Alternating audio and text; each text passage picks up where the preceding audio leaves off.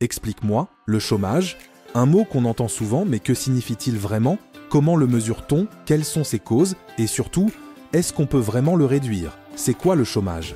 Le chômage, c'est quand une personne en âge de travailler, qui souhaite travailler, ne trouve pas d'emploi. Autrement dit, elle est disponible, elle cherche, mais rien. Pas de poste, pas de contrat. Mais attention, toutes les personnes sans emploi ne sont pas comptées comme chômeurs. Par exemple, si tu ne cherches plus activement, tu n'es plus considéré comme chômeur officiel. En France, c'est l'INSEE qui mesure le taux de chômage et Pôle emploi qui recense les demandeurs d'emploi. Comment on le mesure? Le taux de chômage, c'est le pourcentage de personnes au chômage parmi la population active.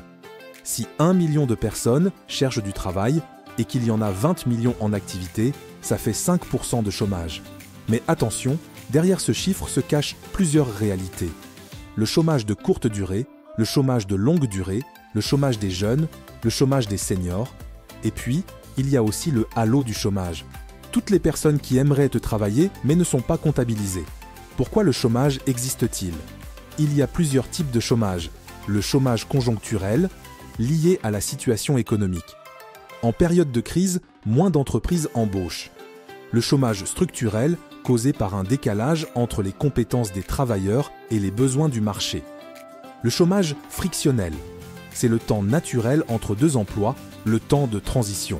Le chômage technologique, quand des machines ou des logiciels remplacent certains emplois humains.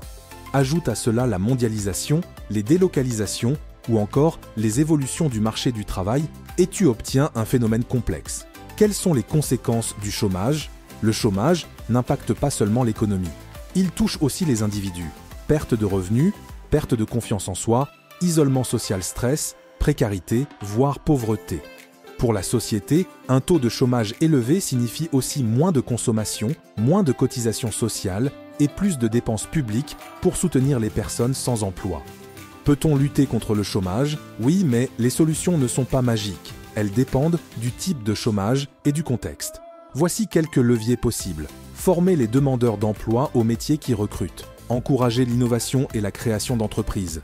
Soutenir les secteurs en difficulté. Réduire les obstacles à l'embauche, notamment pour les jeunes ou les seniors. Réfléchir à l'évolution du travail avec la technologie et le numérique. Conclusion. Le chômage, ce n'est pas juste une statistique.